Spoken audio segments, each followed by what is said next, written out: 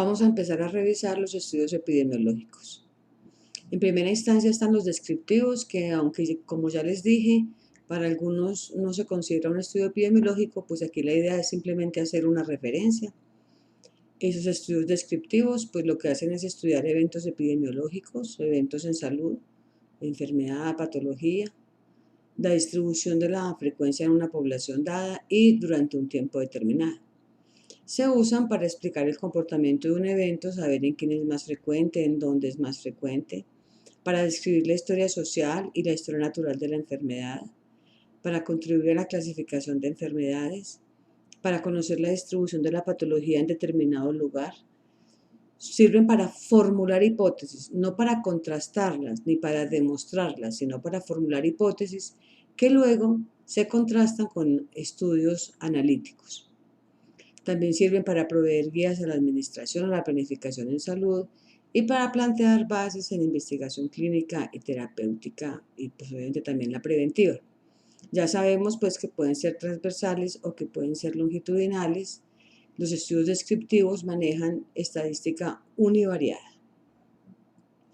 Bien, el tema que sí nos interesa es este estudio de cohortes. Entonces vamos a empezar por este. Este es un estudio analítico de diseño epidemiológico. También se denomina estudio de seguimiento. Esta es la definición que le da Colimon: procedimiento epidemiológico analítico no experimental, o sea, observacional, en donde un grupo de individuos con un factor de riesgo, que es la cohorte expuesta, se compara con otro grupo sin el factor de riesgo, que es la cohorte no expuesta, o con un grupo de menor exposición, también pueden ser pues varios grupos con diferentes exposiciones, con el fin de observar en cada una la aparición y evolución de la enfermedad o del efecto o del evento que se está investigando y la relación de la diferencia de su frecuencia.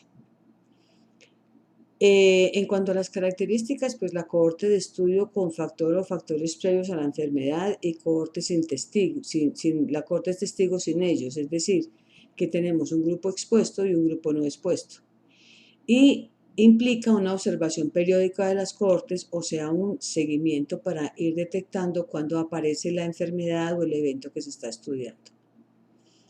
¿Para qué se usa un estudio de cohortes? Para ensayar, o sea, para contrastar una hipótesis de causalidad, la identificación de factores de riesgo, de factores protectores, por ejemplo.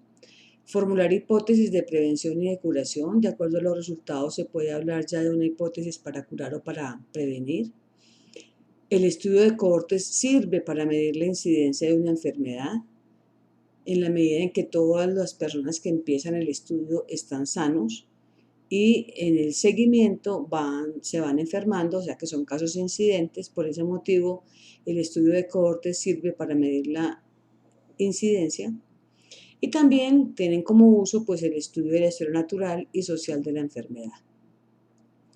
¿Cómo se caracterizan? Pues ellos asocian el factor y la enfermedad, el factor de la exposición, llamémoslo en general factor, y el evento o enfermedad.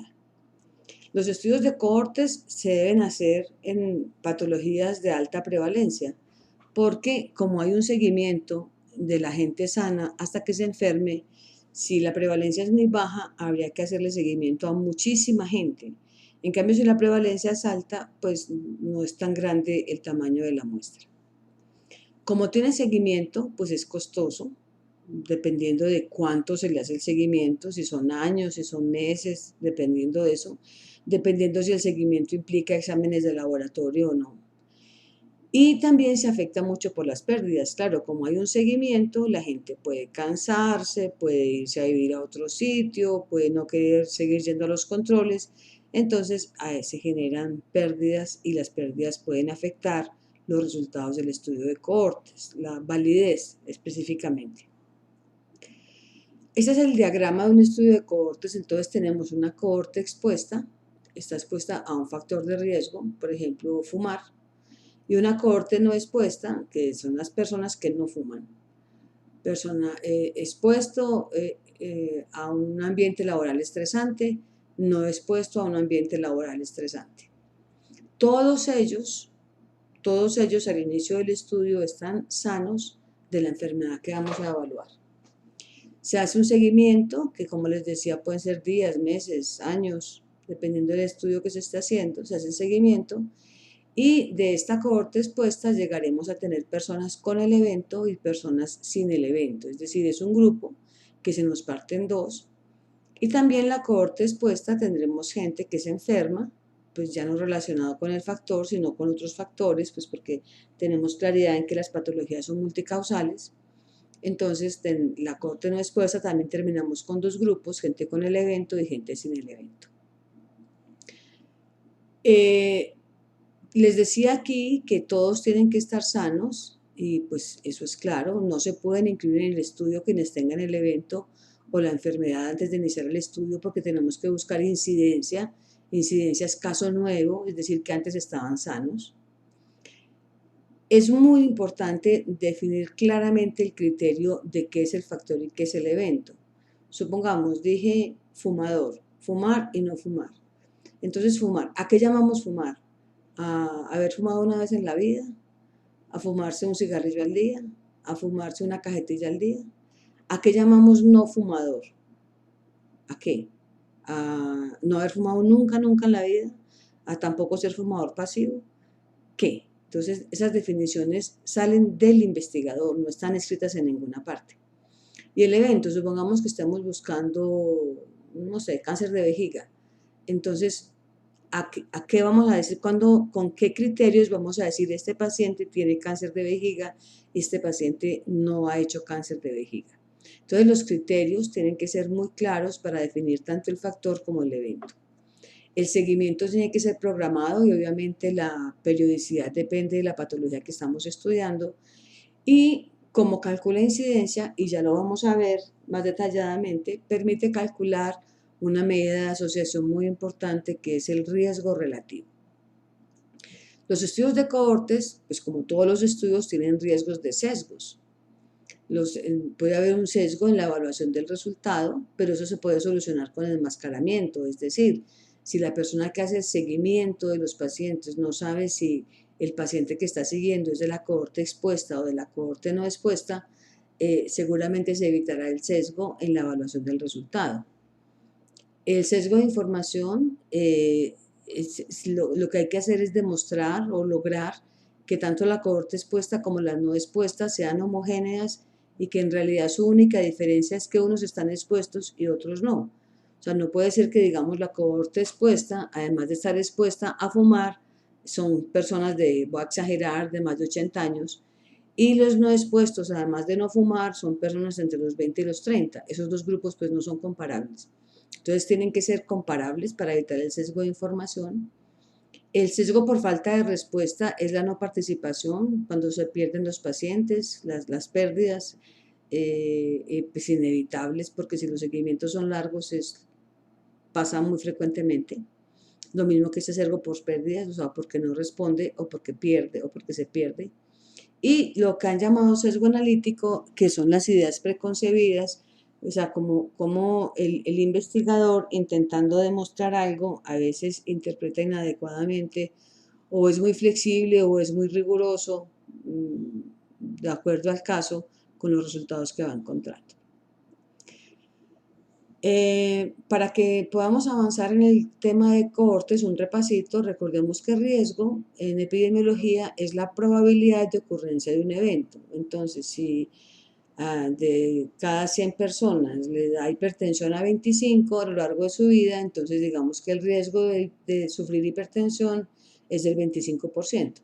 Es una probabilidad. Factor de riesgo es un factor de naturaleza física, química, orgánica, psicológica, social, en el genotipo o en el fenotipo o alguna enfermedad anterior al efecto que por su presencia o ausencia está relacionado con la enfermedad investigada. Entonces, un factor de riesgo es aquel que aumenta la probabilidad de que se presente el evento y un factor protector es aquel que reduce la probabilidad de que se presente el efecto. Ya había mencionado que estos estudios permiten calcular el riesgo relativo y vamos a ver qué es el riesgo relativo y cómo se calcula. Por ahora y en este curso vamos a hacer un trabajo como son formulitas muy sencillas, vamos a trabajar a mano Obviamente todo esto lo retomaremos cuando estemos manejando SPSS en los cursos de estadística, pues ya para sacar datos más detallados.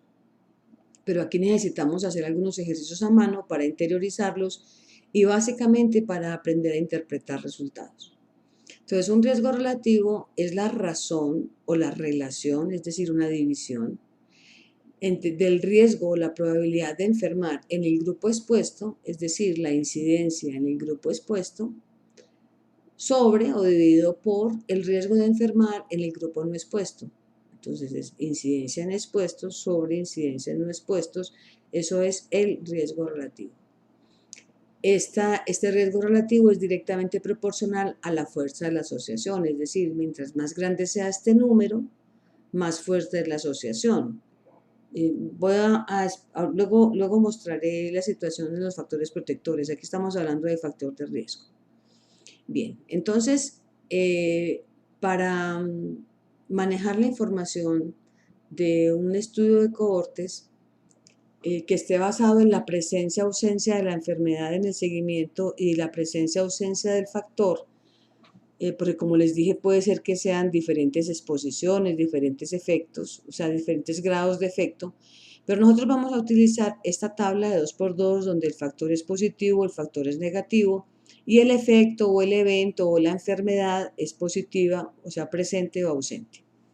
Entonces, vamos siempre a ponernos de acuerdo en que manejamos la tabla así, es decir, el factor que estamos evaluando titula las filas, el evento o el efecto titula las columnas, el factor va positivo arriba y negativo abajo y el efecto positivo a la izquierda y negativo a la derecha. Esto porque estadísticamente hablando la asociación está centrada en esta celda, en la celda A, y esa celda A debe responder a la presencia del factor y a la presencia del evento. Entonces no es sino que tengamos claro cómo se construye la tabla y a qué se refiere. Solo para repasar un poco, aquí estaríamos diciendo que el estudio empezó con 140 personas expuestas al factor y con 150 personas no expuestas al factor. De las 140 expuestas al factor, pues se enfermaron 20 y 120 no se enfermaron durante el seguimiento. De las 150 que no tenían exposición, se enfermaron 5 y 145 no.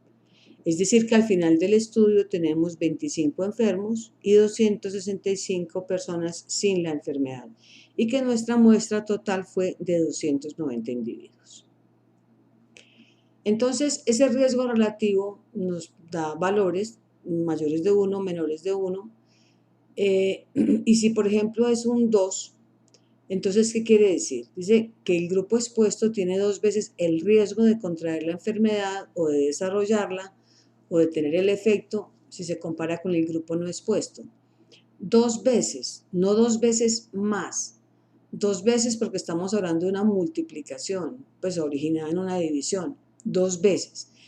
O sea, los fumadores tienen 2 veces el riesgo de cáncer de vejiga, aunque es mucho más, que los no fumadores. Si el riesgo relativo nos da un valor menor a 1, entonces estamos hablando de una variable que se comporta como un factor protector. Para leerlo, lo más cómodo es multiplicar por 10, entonces por cada 10 personas no expuestas al factor que desarrollan la enfermedad, hay 5 expuestas que lo hacen. Para esta interpretación recordemos que la fórmula es, me devuelvo, incidencia en expuestos sobre incidencia en no expuestos. Entonces, si esta fórmula me da 2, es lo mismo decir 2 sobre 1.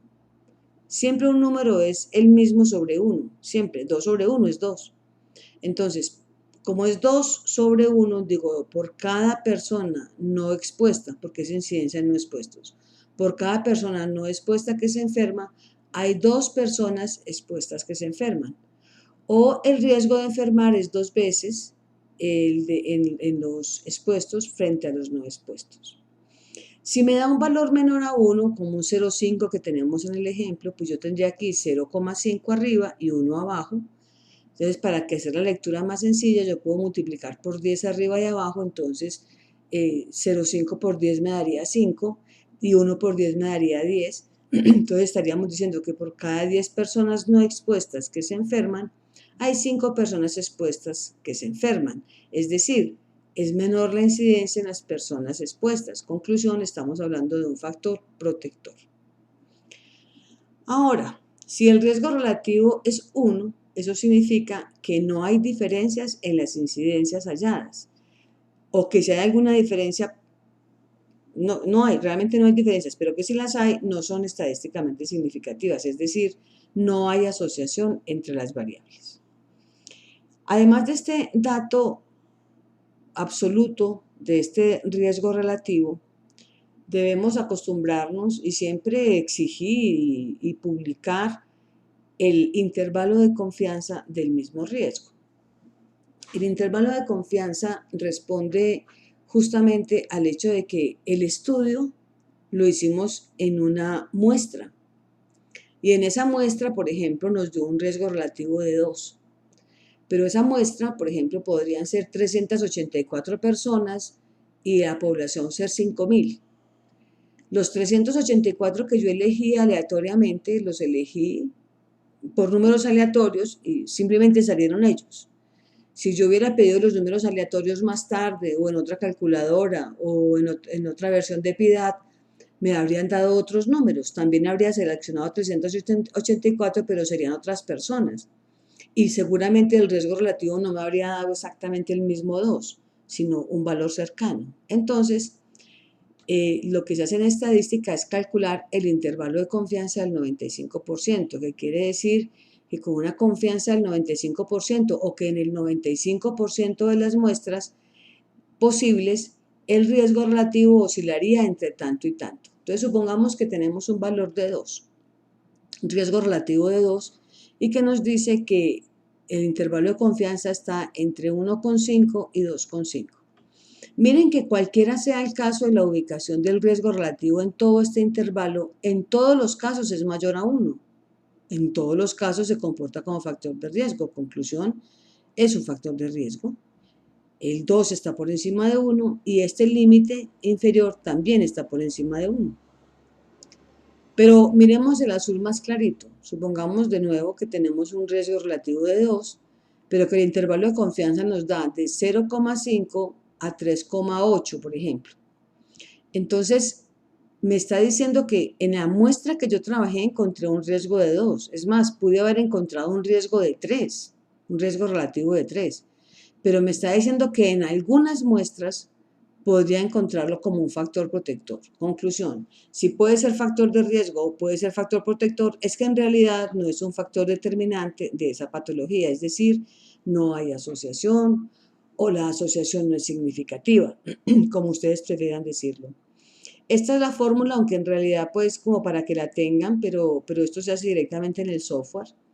La fórmula del intervalo de confianza del riesgo relativo es el riesgo relativo, por ejemplo 2, elevado a la 1 más o menos 1,96 sobre chi cuadrado, sobre raíz cuadrada del chi cuadrado, que también lo vamos a ver ahora.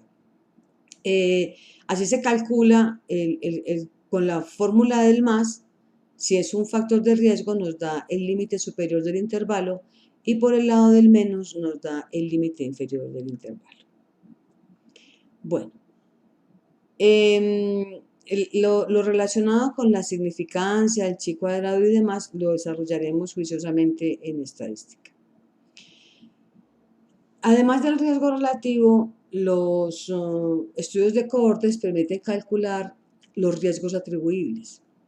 El primero es el riesgo atribuible al factor, o sea, al factor de riesgo en los expuestos, solo en los expuestos. Esto también se llama diferencia de riesgos y es la diferencia entre el riesgo o la probabilidad de enfermar en el grupo expuesto, o sea, incidencia en expuesto, y, o sea, menos el riesgo de enfermar en el grupo no expuesto, menos incidencia en no expuestos. Indica el riesgo de la enfermedad que se puede remover en el grupo expuesto al eliminar el factor de riesgo. Entonces, si yo a los expuestos les quitara ese factor de riesgo, ¿cuánto podría bajar la incidencia? Supongamos entonces que tenemos la incidencia en expuestos es de 11 casos por 1.000 habitantes.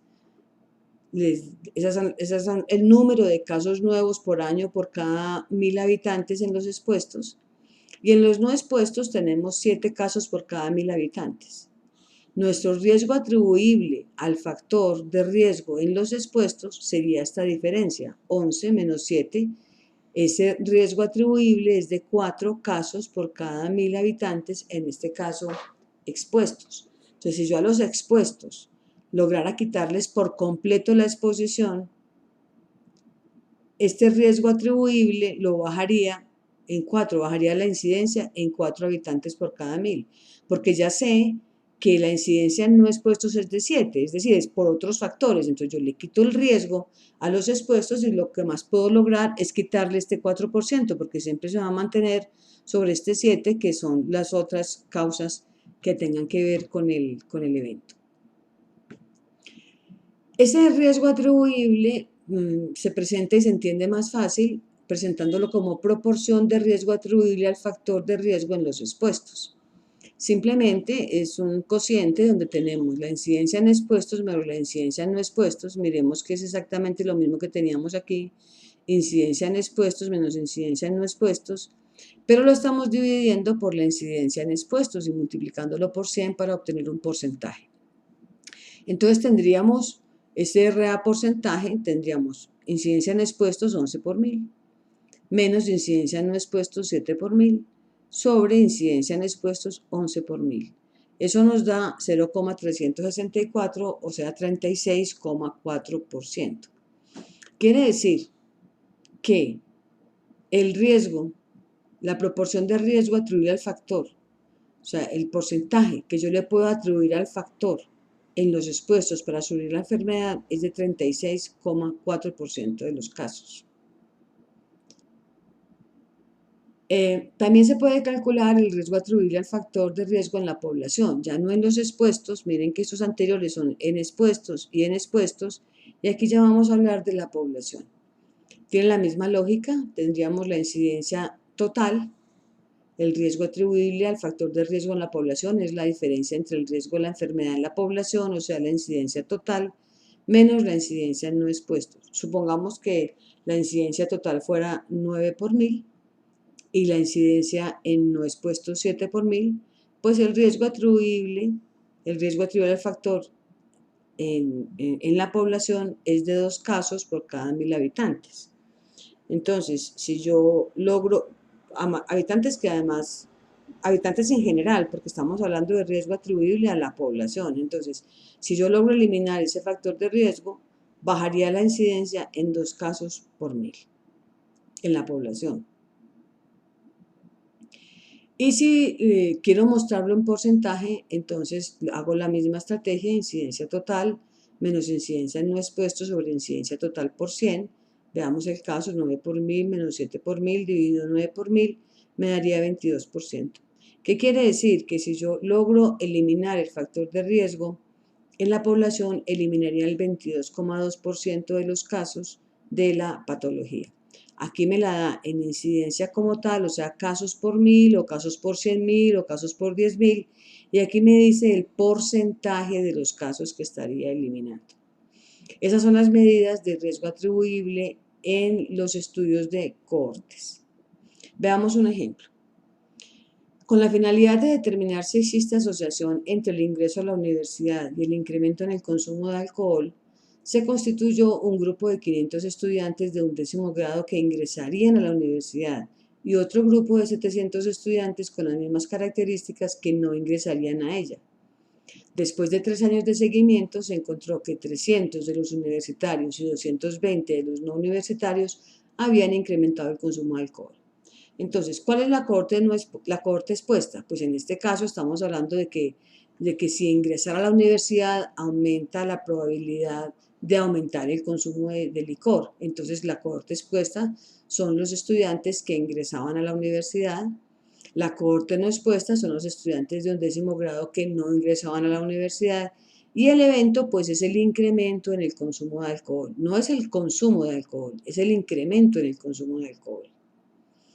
Aquí tengo el mismo enunciado, les decía entonces que teníamos 500 estudiantes que ingresarían a la universidad, entonces aquí tengo el factor, ingreso positivo serían 500, 700 estudiantes no ingresarían, o sea, los no expuestos, ingreso negativo o factor negativo o no expuestos, 700 en total.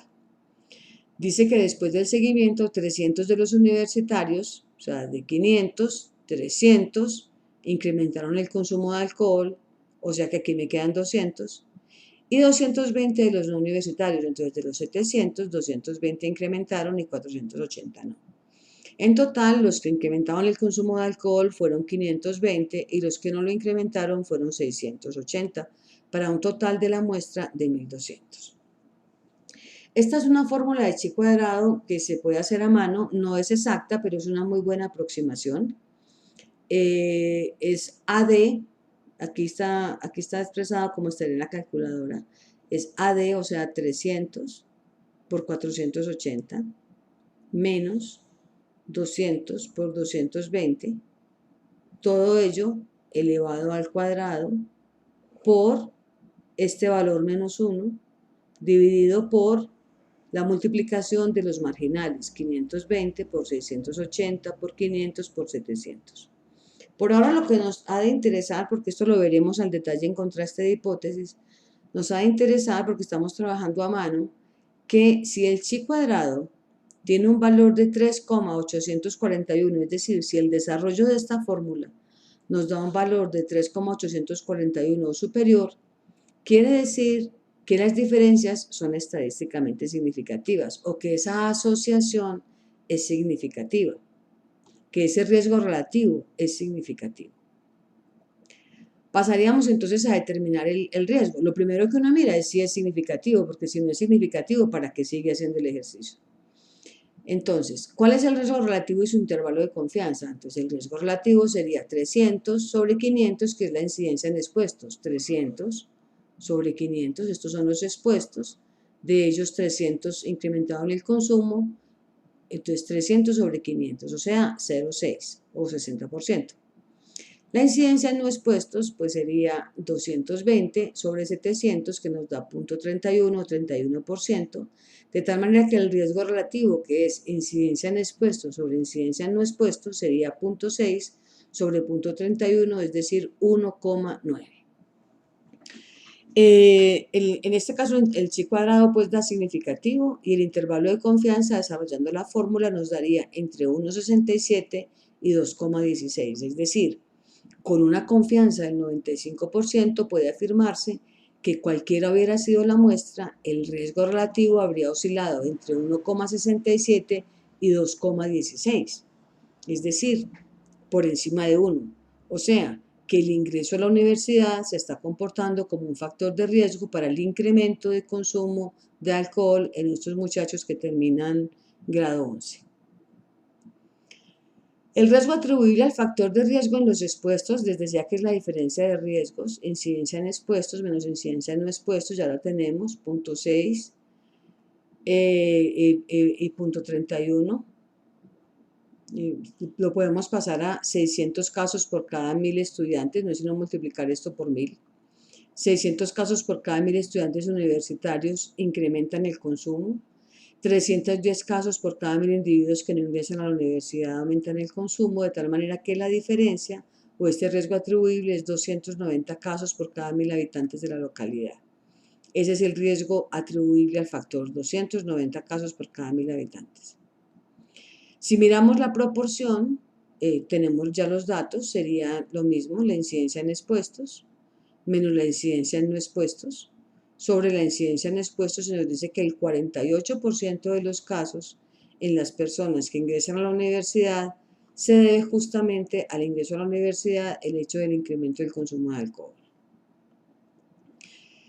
El riesgo atribuible al factor de riesgo en la población es la diferencia de la incidencia total menos la incidencia en no expuestos, pues la incidencia total es el total de gente que aumentó el consumo, que incrementó el consumo, sobre el total de personas de la muestra, 520 sobre 1200, para obtener el dato. Tendríamos entonces 433 casos por cada 1000 estudiantes, menos los 310 que son los que no ingresaban a la universidad, nos da 123 casos por cada 1000 estudiantes.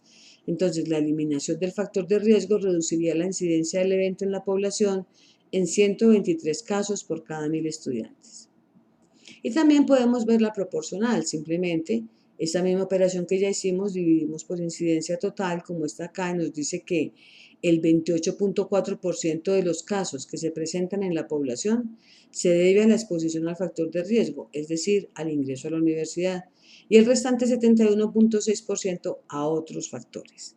Esos son los elementos básicos de un estudio de cohortes. Pues claro que pueden hacerse más análisis, pero eso lo veremos en estadística. Pero aquí para que ustedes puedan pensar en la posibilidad de hacer ustedes un estudio de cohortes, entonces hay que entenderlo, que lo que tengo es un grupo expuesto, un grupo no expuesto, que hago seguimiento hasta que se genere la enfermedad. Por eso se usa tanto los cohortes en gestación, porque como son solamente 9 meses de seguimiento, pues entonces y ya a los 9 meses ya nace el bebé y se tiene ya el resultado, pues es un estudio muy factible de hacer. Por otro lado, que le puedo calcular el riesgo relativo, que puede ser un factor de riesgo o un factor protector, que para estar segura de ello debo calcular un intervalo de confianza, que el intervalo de confianza no debe incluir el 1, y que puedo calcularle 4 riesgos atribuibles. 2 riesgos atribuibles, el que es a los expuestos y a la población, y 2 proporciones de riesgo atribuible. Eso es lo que vamos a ver por ahora de cohortes. Ahora entonces ustedes van a realizar el taller número 5 con este enunciado. Además de otras asociaciones, en un estudio como este representativo de la población se encontró asociación entre el incremento de peso transgestacional de 8 kilogramos o más, o sea, pues durante la gestación, y el peso del recién nacido igual o superior a los 3.000 gramos. Al final del estudio, ¿qué se encontró? Que las mujeres que habían tenido un incremento mayor o igual a 8.5 kilos, a 8 kilos, perdón, fueron 150 mujeres. De esas 150 mujeres recién nacidos con peso igual o superior a 3.000 fueron 120 recién nacidos. De estas 150, 120 tuvieron peso por encima de 3.000. Y de las mujeres con incremento de peso transgestacional inferior a 8 kilos, ellas fueron 50. Y de ellas 50, los recién nacidos con peso igual a superior fueron 15 y de los restantes 35 pues con peso inferior. La idea es que ustedes con estos datos elaboren la tabla, entonces identifican en esta lógica cuál es el factor, en esta lógica cuál es el evento que estamos estudiando y elaboran la tabla. Con la información ya en la tabla, la idea es que ustedes calculen el riesgo relativo. No vamos a calcular intervalos de confianza ni demás, pues porque no necesitamos esas habilidades ahora, eso lo hacemos cuando veamos estadística. Entonces calculan el riesgo relativo, vamos a suponer que es estadísticamente significativo. Calculan el riesgo atribuible al factor en las expuestas, la proporción de riesgo atribuible al factor en las expuestas, el riesgo atribuible al factor en la población y la proporción de riesgo atribuible al factor en la población. Entonces tenemos pues 5 datos que ustedes deben presentar en el taller.